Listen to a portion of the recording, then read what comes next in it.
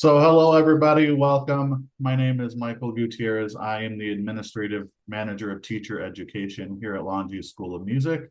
And we are so excited that you're joining us for our second to last Changemakers event of this academic year. We are recording the session tonight, but we'll stop recording prior to the Q&A session at the very end.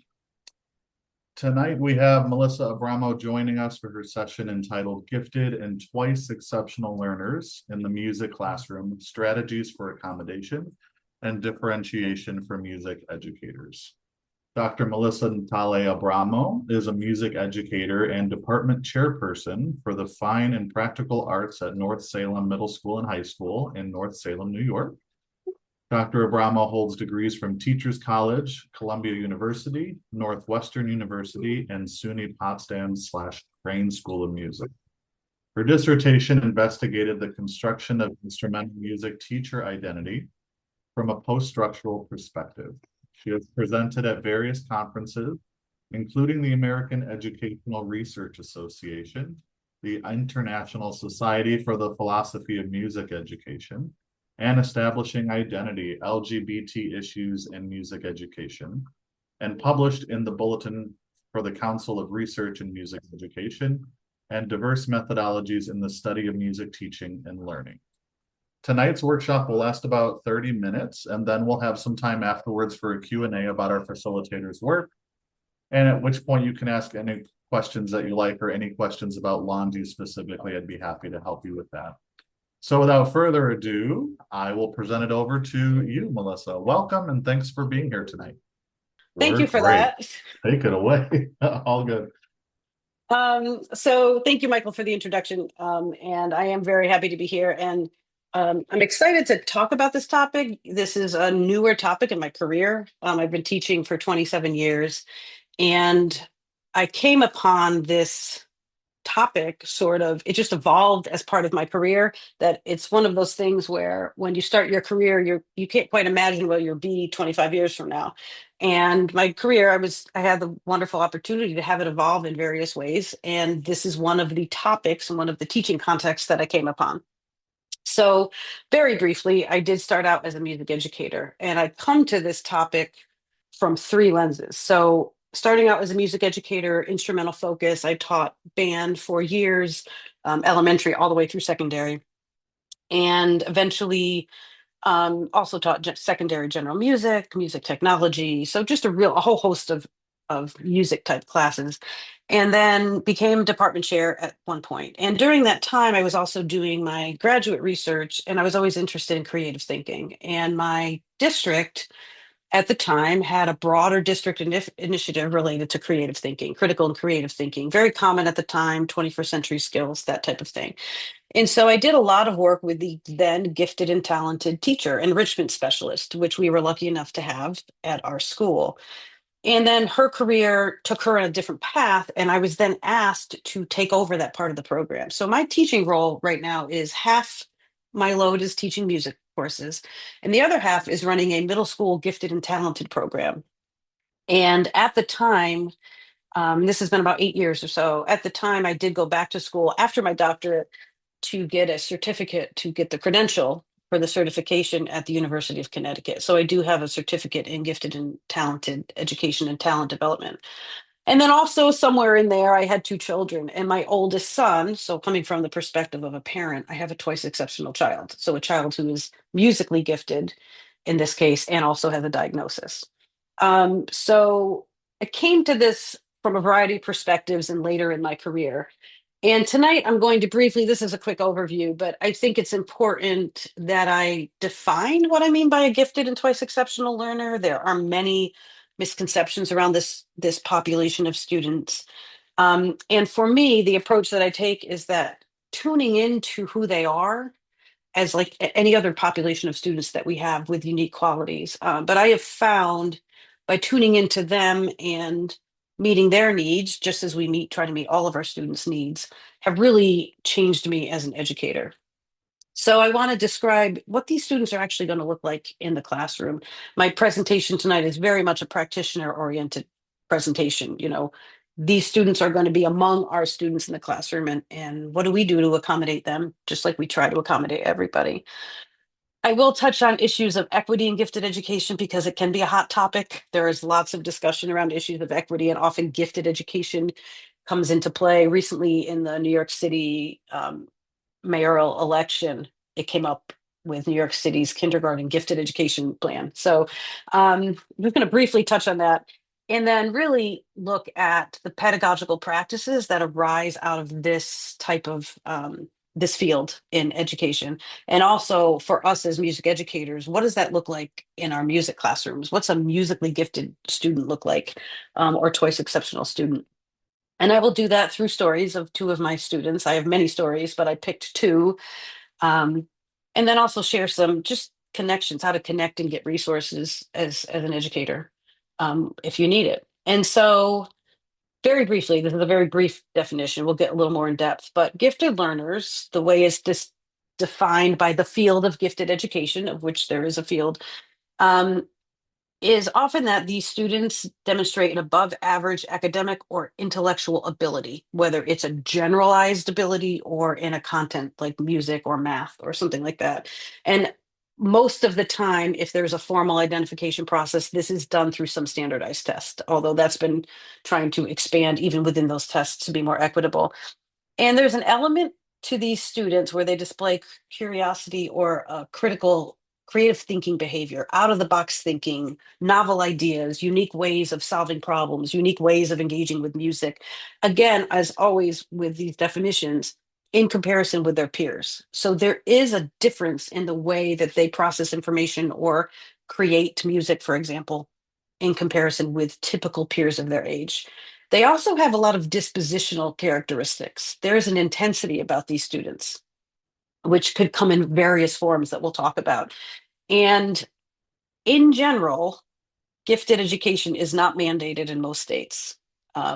It is most commonly sort of mentioned, but not something that schools are required to accommodate. Whereas choice exceptionality, or 2E students, as we call them, are students who are both gifted and have a diagnosis. And in those cases, oftentimes those students, if identified through and have an IEP, will have mandated services, not in the piece of the gifted piece, but in the typical special education piece.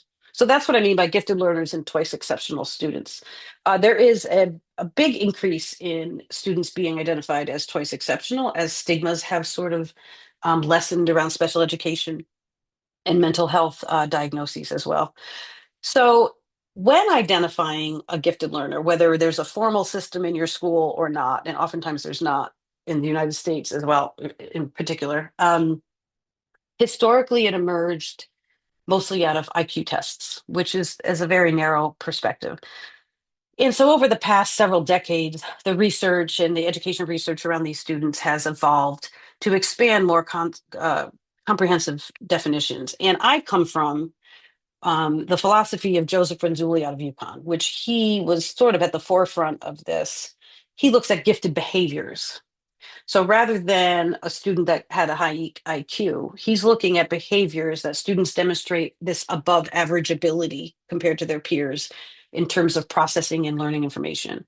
They display creative behaviors in whether it's in a domain or in general in their thinking. And they demonstrate a task commitment. They have a drive or what could even look like a hyperfocus. And so that's sort of where I'm coming from when I talk about identifying uh, students as gifted or twice exceptional. And this is a little more nuanced. What does it actually look like in the classroom? What do these students, how do they show up for us? And, as educators, we're always tuning in to who our students are. And some of us have large ensemble classes, it's constantly a challenge, but meeting our students where they are and tuning into them, we have to recognize so many things about our students. And so these are the things that you may see with, in general, a gifted learner. They're processing information more quickly. They're learning and processing the content more quickly. They are creative and curious. They are asking unique questions and ideas. They may ask the big idea question that is really not so much to do with what you're doing in the moment, but it's this high level thinking, curious question. They can be distracted and struggle with executive functioning. They might be hyper focused on something in particular and have difficulty moving on from it. And of course, with our twice exceptional students, you are going to most likely see an IEP. And oftentimes, the IEP will show you a cognitive test that was performed, and there might be very high scores. It may not be part of the accommodations to accommodate or modify for that high IQ, but you may, if you were to look closely at some of your IEPs, you may see some high IQ scores, high cognitive scores, depending on the measures. They will have asynchronous development. They are often very mature in some ways and very immature in other ways, usually socially, especially in the adolescent era of middle school. And they will have some intensities. Our musically gifted learners, and this is an area that isn't really studied very much. And I'm kind of in a unique position where I merged them in my career. And so the musically gifted learner, and if you were to ask anybody on the street, it's the prodigy that comes to mind. It's the 9-year-old violinist who can play an insanely complicated concerto. Um, and that is evidence of musically gifted behavior. But it's also so much more nuanced and so much more broad. And in our day to day teaching, it will look like someone who's learning music and processing the musical content, whether it's performance or otherwise, quicker than other people. It's often the student with a really great ear who has a really great pitch or who might be able to figure out a song by ear really quickly or learn something almost like a photographic memory. They have this faster processing of musical content. It might be the student who's interested in connections in your music class and other music. I had a student, um, we were playing a piece in band, and he made this connection to video game music that he on a video game that he was playing, and then the next day came in and showed it to me, and then started playing it on the piano. They make these musical connections across genres or across contexts often. In terms of creating, they're creative composers and improvisers, and in our younger children, you will see really interesting imaginative musical play. And again, we see this in lots of students, and the perspective is it's more so than peers their age or comparable peers, and it's the kind of thing where when you see it and you know it, you can notice it. And as music educators, we see that this is wow, this is exceptional in some way. And then our twice exceptional students in the music classroom who might be musically gifted, of course, also have other challenges. And oftentimes we'll talk about it and with one of my students in particular. Sometimes there's a misalignment with the way the student is demonstrating musical giftedness and the type of musical setting we have them in. So we'll talk a little bit more about that. But this is a little more nuanced in looking at gifted learners in general and musically gifted students, which we will all come across.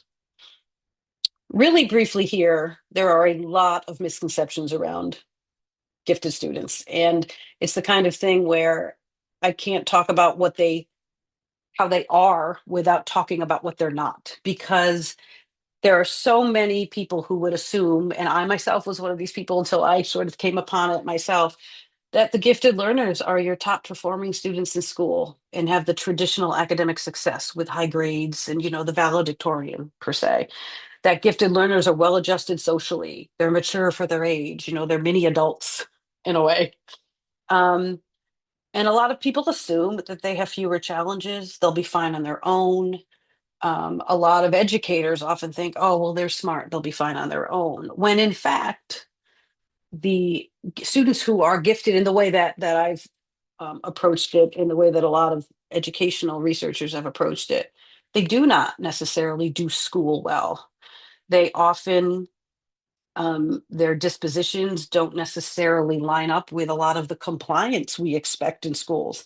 They don't necessarily have the executive functioning to manage all of the things that are needed to do school well and get the grades and check all the boxes. They have asynchronous development, often are not well adjusted socially. They're often behind their peers in that way, or ahead of their peers in the sense that they are more comfortable around adults. that there's a disconnect socially with their development.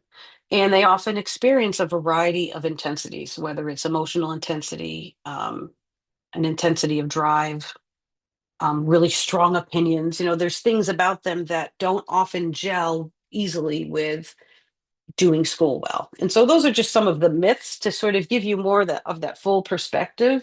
And I encourage you, as we're going through this, to think of students you've come across, to see if there's anyone that comes across your mind that you say, this reminds me of a student I've had. I'd love to hear the stories, um, as well.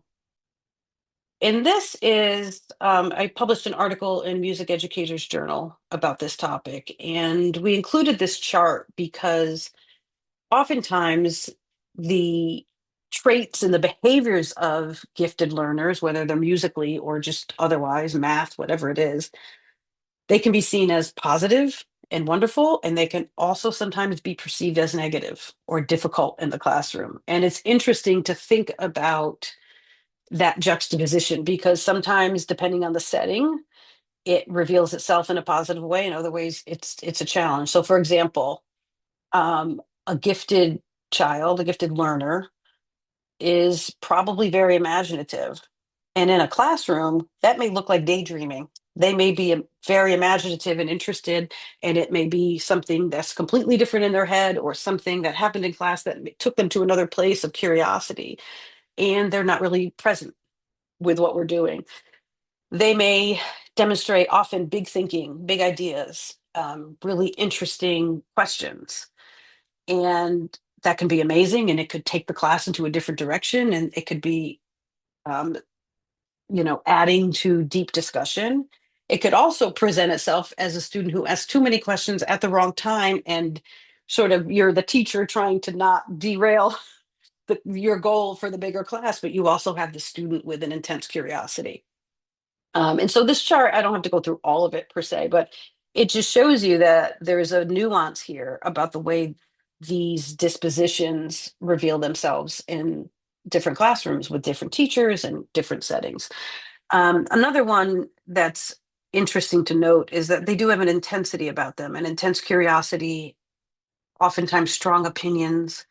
And so group work in particular, so many of us use group work at times in our classes, and oftentimes they struggle in group work. They may want to control the group, or may have trouble incorporating other people's ideas. So, just keeping in mind that it's a more nuanced, um, type of student that can reveal itself in really positive ways, and depending on the teacher or the setting, can also reveal itself in challenging ways.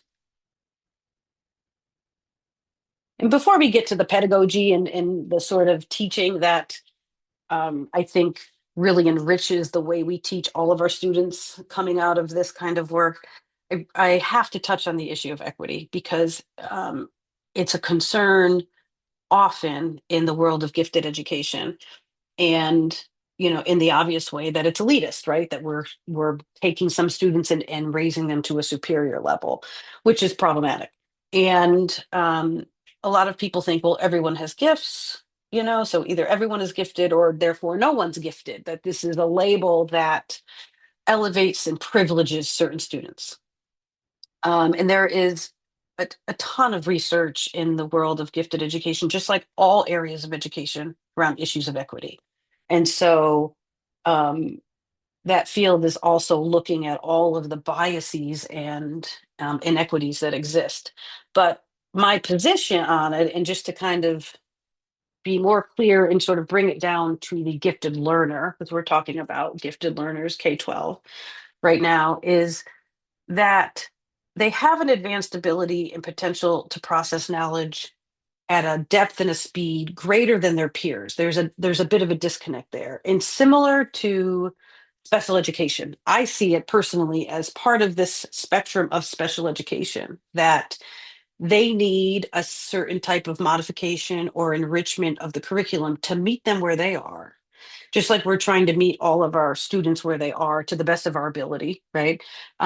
They also require that kind of modification and enrichment. And so the issues of equity for me personally and philosophically as an educator don't rest in just the idea that we're labeling somebody gifted, but the issues of equity really rest in the way we identify them, that there are biases in the way we identify students as gifted. And there's lots of research that look at how students of color are identified less than they should be, for example. And there's a whole breadth of research in that way. But I feel like I have to touch on it because it just comes up so much. And so this is where I stand. We could talk about it more for sure. Um, so let's get to the teaching part. Um, Pedagogically, the the strategies that come out of gifted education um, are just great teaching strategies in general. And I know that I have become a better teacher myself by engaging in this work through the way my career evolved.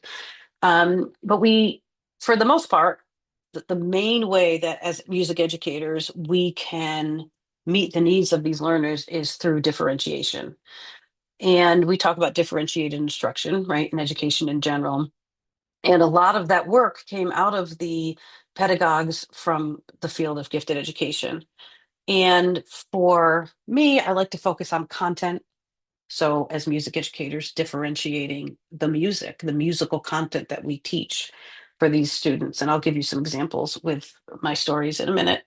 Um, Musical processes, differentiating the types of musical processes we have students use, whether it's creating, improvising, performing, etc. Um, the musical products that we have students create, differentiating the types of products for certain learners, and also our musical settings, looking at the different types of music classes we offer and seeing where these students, how do we differentiate the type of musical classroom that these students can engage in. Acceleration, I guess, is pretty self-explanatory, but it's basically placing a student in a setting that matches their current ability. So a really obvious example could be that your fifth grade violin player who is far above the rest of the students performs with the eighth grade orchestra. You're just simply accelerating to place them in a setting that meets their level. And then enrichment are the additional opportunities outside of the classroom that we offer or connect students and their parents to. And we are lucky in music and the arts because a lot of these exist within our communities and our professional organizations in a way that it actually doesn't exist in other areas like math and STEM. They exist, but as musicians and arts based people, there's a lot of opportunities for enrichment for our musically gifted learners in our own areas. So I want to sort of show how these things can happen through stories of a student. And I have two students to share to kind of reveal the way that those things can work. And this is Jason. His name has been changed. He's a real student that I had. He's in his 20s now. Um, but here is how he presented to me and my colleagues. And this was early on in my, um, I wasn't even teaching the gifted and talented students at this time, but I was, deep in music teaching, probably 15 years in. And he was in band. He was a quiet student. He came to us in sixth grade band. My building is a 6 through 12 building, and he played okay. He played all right. I remember he had really poor breath support, and his tone was bad, and his flute was a mess. But he played okay. He was the student who lost his music constantly. The last one to set up his flute, and the last one to put it away. I'm sure you know the students. Um, Often daydreaming. We had to refocus him a lot. He was polite, he was sweet, he always responded to redirection, but he just was that student who wasn't never felt present. And at the same time, he was in a music technology based general music class, and the general music teacher came to me and the other band director and said, you had Jason in band, right? And we said, yeah. And he said, you have to come see this piece of music he created. And I still vividly remember putting my headphones on, and he's this little kid there sitting there, and there was this elaborate piece of music he constructed in GarageBand in the style of an 80s rock ballad. He had entered in every part. Um, It reminded me of the music from SpongeBob SquarePants. I don't know if any of you have heard it, but there's a lot of satirical music with that um, show. And we started asking him about it, and he was very shy. And he said, "Yeah, he started telling us about the music he liked, and all the other students started chiming in, and they said, "Jason is a really good guitar player. Haven't you heard him play guitar?" And he was sort of embarrassed, and he said, "Yeah, I've been playing for a couple of years." So, long story short, we started finding out more information, talked to his parents, and in the end, Jason was a guitar prodigy. He was prodigic on the guitar. He had been playing for a few years. He played in a school of rock setting outside of school. He improvised. He learned solos. He learned songs like almost instantly. Probably had perfect pitch. Um, and as we started to lean into his strengths and finding out more about him, it was clear that this student was a brilliant musician and far beyond his peers. And I very much remember thinking to myself that, we have 6 more years with this student. How are we going to meet his needs? How can we continue to keep this student challenged and growing with our, the simple music we're playing in band, for example? And so just thinking back to those ideas of differentiation and enrichment and acceleration, these are some of the pedagogical shifts that we made as educators. And we had him over 6 years. And he was a student we ended up talking about a lot because it was very much, what should we do with him next? Well, how can we challenge him? So the first thing we did was look at the learning context, and clearly flute and band was not for Jason. Band could be for Jason, but the flute was not his mode of musical performance. And so we found ways to incorporate guitar. My colleague, we had an old upright bass, showed Jason how to play upright bass, and he would play tuba parts in band, for example. And then we also differentiated through content and the types of music we exposed him to. So, as a middle school student, we invited him to play with the high school jazz band. He had never played jazz before. He also wasn't a great music reader because he learned everything by ear. And so, having him play with the jazz band wasn't just a way for him to learn a new genre, but he started really engaging with music reading and sort of filling that gap that he hadn't really needed to fill previously. And along with that, he ended up sort of changing the instruments he played. We had him on drum set. We started expanding his musical knowledge through using the jazz band as a vehicle. And then, in terms of enrichment, which is looking for those outside ways to support a student like this, um, we have, depending on your state and your state affiliate, you probably have all states and other opportunities regionally. And so we encouraged him and supported him in auditioning for the All County Jazz Ensemble, for example. And he was able to participate in that. And then over the years, he also dabbled in composition, and we found a variety of ways for him to expand. So by doing this, we felt that we were within the capacity that we had in our school, continued to challenge him and keep him engaged during the day. He also had lots of enrichment outside of school. But it also pushed us as educators to really think differently about the way that we had students experience our classes. And he is probably one of the students that I learned the most from, that changed my teaching the most. He also, back to the sort of distracted parts of him, he was really struggled with executive functioning, and we also supported him through all of that, helping him, stay organized, remember his forms, all of the things that you might not expect a student who's highly skilled to struggle with.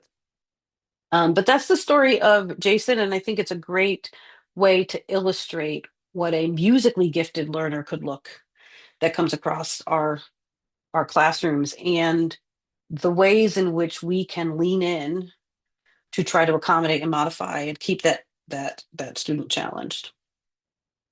And then The second story I wanted to share with you, I wanted to touch on twice exceptionality, but this is Phoebe, and it's a student we currently have. And this is another example of, as a teacher, kind of tuning in and zeroing into certain things to sort of reveal more nuance about a student. Phoebe, sixth grade student as well, but was new to our district, so hadn't gone through any other sort of identification methods or testing of any kind prior. And Phoebe is diagnosed with autism spectrum disorder. So there was a process to get an IEP. The parents asked to go through the process. Phoebe was evaluated, etc. And so there was an IEP. And in band class, Phoebe had a lot of struggles with the routines, with the structure of the class, with staying in the personal, within personal space. There was a lot of challenges in the class to the point where other students were getting frustrated. So our immediate experience of Phoebe was that, and we knew there was an IEP, so it was that the special education lens trying to support and modify and accommodate Phoebe. And then about a couple of months into school, I was approached by some teachers on the sixth grade team as the gifted and talented part of me. And they said, I think you need to look at Phoebe for your program. And I said, okay, tell me more. And they had all kinds of evidence of writing and very advanced vocabulary and interesting connections and stories of interesting questions and um, sort of revelations that Phoebe would have in class, which very much made me lean in and say, I need to look at this more closely. Sure enough, the cognitive tests that were done were part of the IEP were exceptional. Phoebe had an exceptional cognitive ability quantitative measurement. And during the IEP, which often happens with a twice exceptional learner, that was just sort of, I think, acknowledged and then moved on from. It wasn't part of the full picture of Phoebe. So part of my work was to then go to other teachers and say, you have Phoebe in class. Tell me about Phoebe. So of course I went to the music teachers as well, and they started, thinking, and they said, when Phoebe's playing xylophone, it's as if she hasn't seen the music before.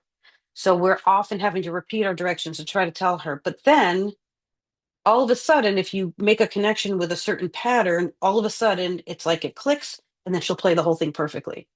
And so we started leaning into that. Like, what is this processing that's happening with Phoebe? Turns out Phoebe is a very quick music learner in a different way. And I don't know that I would say that Phoebe is a gifted musician, like a musically gifted student in that category per se. But it's a story about how, as music teachers, once we started to get the full picture of the student, we then looked at Phoebe and could see some of the musical processing differences, but also the success, how to help Phoebe be successful, and then saw how quickly she could learn.